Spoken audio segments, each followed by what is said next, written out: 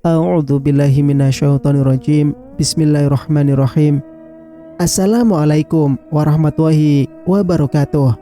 Kembali lagi bersama Mang Sukir di channel Sampul Hitam yang tentunya akan berbagi cerita. Dan untuk cerita kali ini, Mang Sukir akan melanjutkan cerita yang sebelumnya yang berjudul Tumbal Popok Wewe. Cerita ini ditulis oleh R. Nurlela. Dan bagi teman-teman yang ingin membacanya secara langsung, teman-teman bisa langsung kunjungi link yang saya sudah sertakan, ada di deskripsi. Dan tak usah berlama-lama, mari kita ke ceritanya. Selamat mendengarkan. Singkat cerita, Mbak Ayu tergesa melangkahi perbatasan halaman rumah kami. Pohon tetean rimbun yang dipangkas pendek, sepinggang orang dewasa.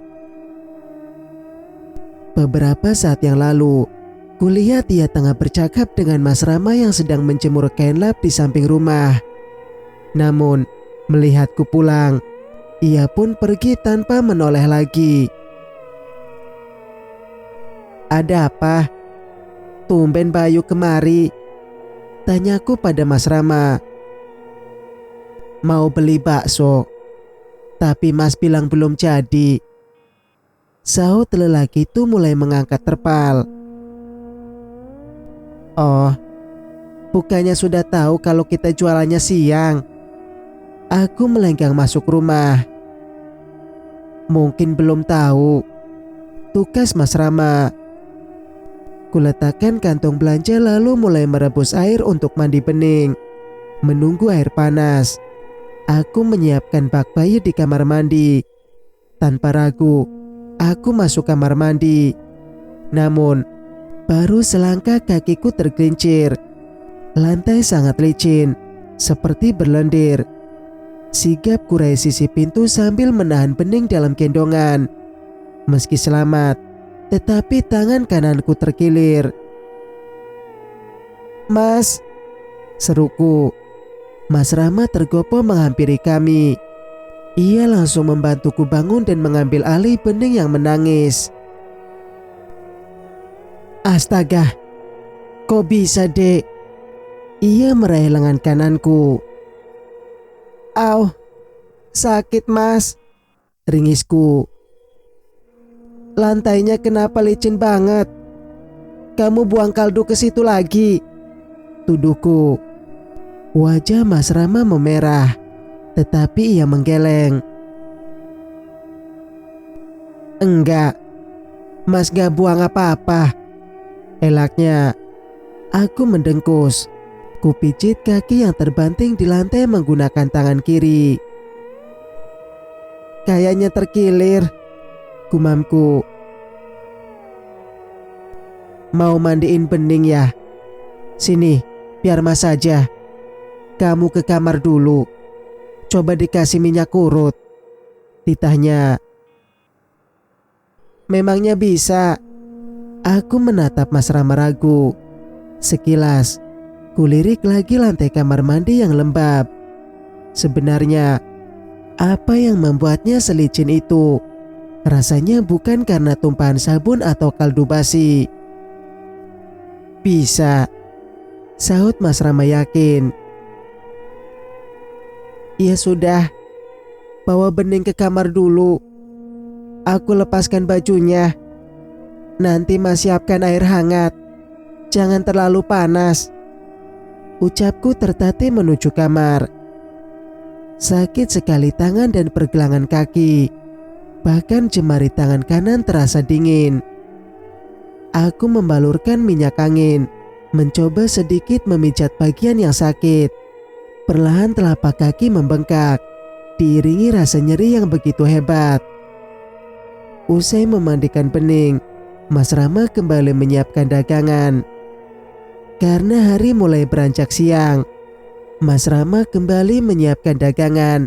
Karena hari mulai beranjak siang, minyak angin yang kubalurkan sedikit meredam rasa sakit. Saat bening tertidur, aku mencoba ke dapur untuk masak. "Jangan memaksa, Dek. Biar Mas belikan sayur di warung bakmi saja. Larang Mas Rama melihatku menyentuh kantung belanja. Gak apa-apa, sudah enakan kok, kilahku. Mas Rama mengangkat panci berisi kuah kaldu yang akan ia pindahkan ke gerobak. Seperti biasa, aroma itu membuatku terpaku sesaat. Sangat nikmat. Aku penasaran, apakah bumbu rahasia Mas Rama ada di dalam lemari itu? Mas, panggilku saat ia kembali untuk mengambil mie soun. Iya dek. Ia mendekat. Apa Mas gak mau ngasih tahu aku bumbu rahasianya? Aku memilah pucuk kangkung sambil meliriknya. Bumbu apa? Mas Rama terperanjat. Bumbu rahasia bakso kita. Kenapa akhir-akhir ini jadi enak banget? Apa bumbu putih itu salah satunya? Desaku. Mas Rama menaik turunkan cakunnya. Jelas ia terlihat gelisah. Aku makin curiga. Ada yang tidak beres dengan dagangan kami. Terlalu janggal jika tiba-tiba kami memiliki banyak pelanggan setelah beberapa waktu lamanya sepi. Bahkan nyaris gulung tikar. Itu memang ada bumbu rahasia, dek. Mas dapat dari teman lama. Kami berteman di pasar waktu belanja, ungkapnya kemudian. Jadi, apa bumbunya boleh aku lihat? Pintaku. Dek, kamu ini kenapa? Apa ada orang yang bicara aneh-aneh soal usaha kita? Tukas Mas Rama menghembuskan napas kasar. Gak ada. Aku hanya kepikiran soal. Aku terdiam. Apa Mas Rama akan marah jika ku katakan kegelisahanku selama ini? Soal apa? Mas Rama siap membawa pergi wadah berisi soon rebus. Popok wewe, tandasku. Hening. Kami saling terdiam satu sama lain. Mas Rama sepertinya terpaku di tempat. Tatapannya memindaiku lekat. Dek, apa kamu gak percaya sama Mas? Tegasnya. Bukan soal percaya atau enggak Mas. Tapi aku gak mau hal-hal yang seperti itu ada di rumah kita. Ucapku penuh penekanan. Baiklah. Sekarang kamu boleh periksa seluruh gerobak, bahkan semua isi rumah kita. Apakah ada benda yang mencurigakan? Mas Rama meninggalkanku sendirian. Aku tidak membalas. Mas Rama sepertinya tersinggung dengan ucapanku. Apa memang harus ku cari buktinya? Batinku gundah. Teringat dengan bakso besar yang tak biasa di panci kaldu. Gegas aku menyusulnya ke depan. Meski kaki terpincang-pincang, aku berusaha melakukan apa yang ia katakan. Memeriksa mulai dari gerobak. Mas Rama membiarkanku membuka tutup panci besar yang mengepul asap tipis. Kurai sendok sayur panjang yang tersedia. Lalu mulai mengaduk cairan di dalam panci dengan dada berdebar. Namun, tidak kutemukan hal-hal aneh. Bakso besar itu tidak ada. Kain putih yang kucurigai keberadaannya pun nihil. Hanya ada potongan lemak atau gaji serta tulang besar. Semua terlihat wajar. Mas Rama mendehem.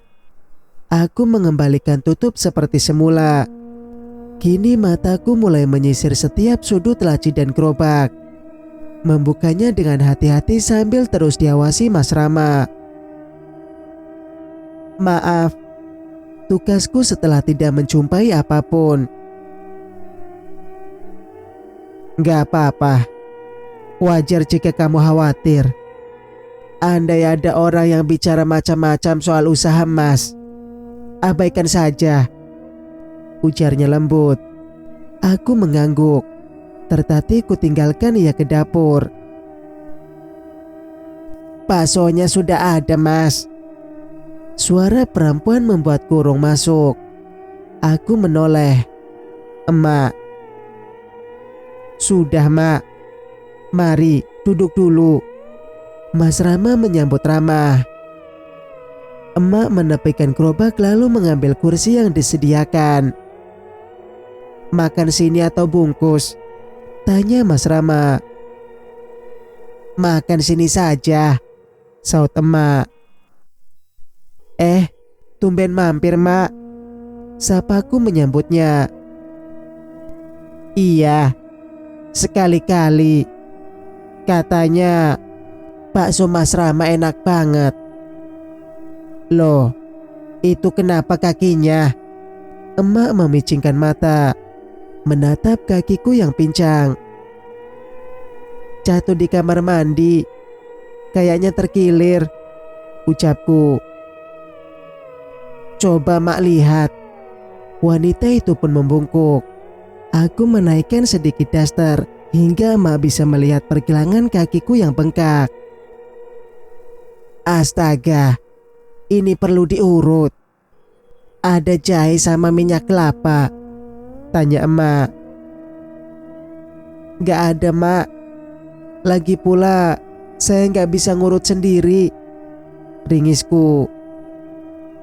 Emak sedikit-sedikit bisa. Kalau mau, nanti sore emak urut, usulnya. Wah, alhamdulillah. Boleh, Mak. Nanti kesini saja, sambutku. Mas Rama hanya mengangguk tanpa membuka suara. Ini baksonya, Mak, ucapnya kemudian. Mau minum apa? Es teh manis saja, ujar emak. Mas Rama pamit ke belakang untuk mengambil es batu. Tinggal aku dan emak di teras. Sesaat, kuperhatikan emak meneliti halaman samping serta rumah Mbak Ayu. Setelah itu, mencelupkan sedikit kelingkingnya pada kuah bakso yang panas. Pening tidur? Tanya emak sambil melepas caping bambu lalu meletakkannya di kursi. Iya, Mak. Aku mengangguk. Mas Rama datang. Aku pun pamit kembali ke dapur untuk melanjutkan masak. Singkat cerita, pukul 16.00 emak datang. Ia membawa sebotol minyak kelapa dan parutan jahe. Aku duduk di sofa. Sehabis masak siang tadi sakitnya kian menjadi. Tangan kanan pun seperti mati rasa.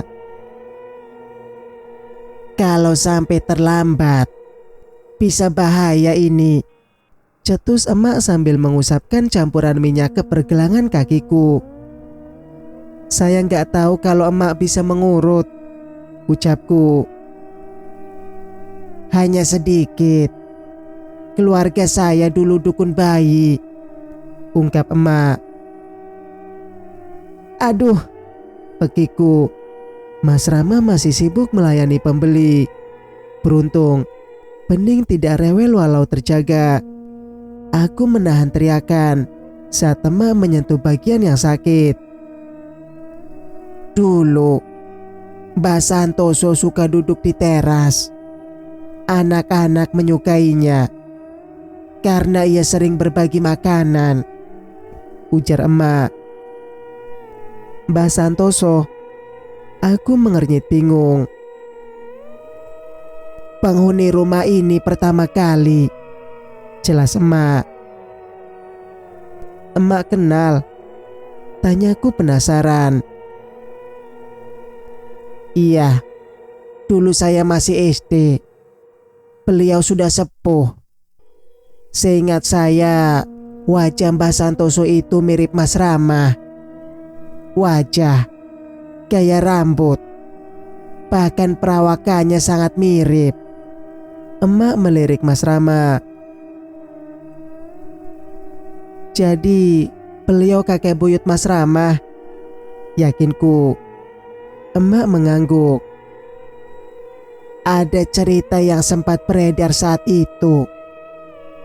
Konon, Mbah Santoso pernah menjadi korban penculikan Wewe. Bisik emak membuatku merinding. Apa anak-anak yang pernah diculik akan baik-baik saja, Mak? Tanyaku khawatir, mengingat Fatur dan Azam. Iya, hanya ingatannya saja yang dihapus, agar gak menceritakan bagaimana sosok itu. Tapi ada yang bilang untuk menghapus ingatan si anak, mereka memberi makan kotoran. Emak menghela napas panjang. Dari mana mereka tahu kalau diberi makan kotoran? Aku tidak mengerti. Ada manusia yang memang memiliki kemampuan khusus. Ia tahu sedang diculik oleh Wewe. Sebab itulah menolak makanan yang diberikan walau terlihat enak. Nah, mereka yang berhasil menolak makanan tersebut, ingatannya gak hilang. Jelas emak. Aku mengangguk. Hangatnya jahe mulai merasuk. Nyeri di kaki perlahan berkurang. Emak pun beralih ke tangan. Pukul 17:15. Emak selesai. Ia langsung pamit pulang. Setelah sebelumnya memberikan sebungkus jahe serta gula merah. Rebus lalu minum selagi hangat, pesannya. Makasih, Mak. Ini sedikit untuk beli beras. Aku menyisipkan amplop yang Mas Rama berikan, tetapi emak menolak secara halus. Saya hanya ingin menolong. Semoga Mbak Nuni lebih berhati-hati, ujarnya. Tapi Mak, aku tak enak hati. Jangan biarkan ruangan gelap dan kotor, karena bisa menjadi tempat bersarang jin. Emak tahu rumah ini sudah lama, tapi Mbak Nuni sangat pandai merawatnya, ucap emak lirih. Walau tidak mengerti, aku menanggapinya dengan anggukan kepala. Kurasa semua ruangan di rumah ini terpakai. Tidak ada kamar kosong dan gelap. Aku mengantarkan emak hingga teras. Senja sebentar lagi tiba. Kubuang pandang ke arah rumah Mbak Ayu yang lengang. Entah kenapa, emak masih sempat menatapnya sebelum pulang. Ada apa dengan rumah Mbak Ayu? Sepeninggal emak, aku memilih istirahat di kamar sambil menunggu azan. Kupandangi langit-langit kamar tanpa plafon. Jika dipikir lagi, rumah kami memang bangunan yang sudah kuno. Lantai masih ubin. Saka atau tiang rumah masih menggunakan balok kayu berusia puluhan tahun. Rumah ini memiliki 3 kamar, tetapi kami hanya menempati 1 kamar paling depan. 2 lainnya kubiarkan kosong. Hanya terdapat lemari kayu tempat menyimpan perabotan. Terkadang, Mas Rama menggunakan salah satu kamar untuk meletakkan adonan bakso serta perlengkapan dagang lainnya. Seperti kata emak, aku memang rutin membersihkan seluruh ruangan, walau tidak terpakai. Jendela kubuka saat pagi agar matahari menerangi ruangan. Sebelum ada bening, kamar paling belakang kupergunakan sebagai ruangan sholat. Namun, sekarang hanya sesekali sholat di sana. Hingga azan maghrib berkumandang, Mas Rama terdengar masih sibuk melayani pembeli. Entah kenapa, di jam-jam seperti ini masih saja ada orang mampir. Aku beranjak, menatap punggungnya dari ruang depan. Kuhitung masih ada 3 orang yang mengantri. Selepas mereka pergi, ada lagi yang datang. Kali ini makan di tempat. Aku mendecak kesal. Gegas ku ambil air wudhu lalu sholat di kamar. Sudah pukul 18.30. Pembeli masih terus berdatangan. Aku menatap Bening yang sibuk mengulum tangan. Matanya bundar, menatapku dengan ceria. Kucium pipi penuhnya lalu meniup ubun-ubun sambil melafalkan doa. Berharap ia menjadi anak solehah. "Mama tinggal sebentar ya," bisikku. Aku menarik napas, membenarkan posisi kerudung dan bersiap membantu Mas Rama agar ia bisa istirahat sholat. "Mas, sholat dulu Gi. Aku gantiin sebentar," saranku. Ia menoleh sebentar, menyeka keringat dan menggeleng. "Sebentar lagi selesai. Kamu istirahat saja. Tangannya masih sakit kan?" tolaknya. "Kalau cuma nuang kuah, aku bisa. Maghrib sudah lewat setengah jam. Nanti keburu habis," sanggahku. Tangan Mas Rama masih sibuk mengatur mie dan perlengkapan lainnya ke dalam mangkuk. Sepertinya ada yang memesan untuk dibungkus. Cukup banyak. "Mas," tekanku. Ya sudah. Ini tinggal ngasih kuah. Jangan terlalu penuh. Nanti susah mengikatnya." Ia pun menyerah. Aku mengangguk puas. Kuambil alih tempatnya di belakang gerobak. Hawa dari kompor lumayan panas. Berdiri sebentar saja membuatku berkeringat. Cekatan. Kurai sendok sayur besar di sisi gerobak. Pelan, aku menggayung kaldu seperti yang biasa Mas Rama lakukan. Uap panas membuatku sedikit memundurkan tubuh. Kok nggak dapat? Gumamku melihat sendok yang hanya menampung sedikit kaldu. Aku mendekat, melongokkan kepala pada panci kaldu. Barangkali kuah sudah habis. Gelap. Kepulan asap membuatku kesulitan melihat isinya. Sesosok kepala muncul dari dasar panci. Ia meringis dengan kucuran darah di kepala botaknya, mirip bakso jumbo. Allah! Pekiku tersulut mundur. Sendok kaldu terlepas, menimbulkan bunyi gaduh, seiring tubuhku yang terjerembab. Kenapa Mbak? Dua orang pemuda kaget. Mereka berusaha membantuku berdiri, tetapi kutolak. Jantungku seperti hendak melompat. Apa itu tadi? Perutku bergemuruh. Mual membayangkan apa yang baru saja kusaksikan. Mas Rama tergopoh dari arah dapur. Ia membawaku masuk dengan wajah entah. "Sudah Mas bilang, panci itu panas. Kenapa ngeyel sih?" omelnya. Dadaku masih berdegup kencang, lutut lemas. Mas Rama mengira aku tidak kuat panas. Padahal dulu terbiasa membantu melayani pembeli dan meracik bakso sendiri. Sisa basuhan air di wajah tangannya menetes perlahan. Ia mengusap dahi kasar. Maaf.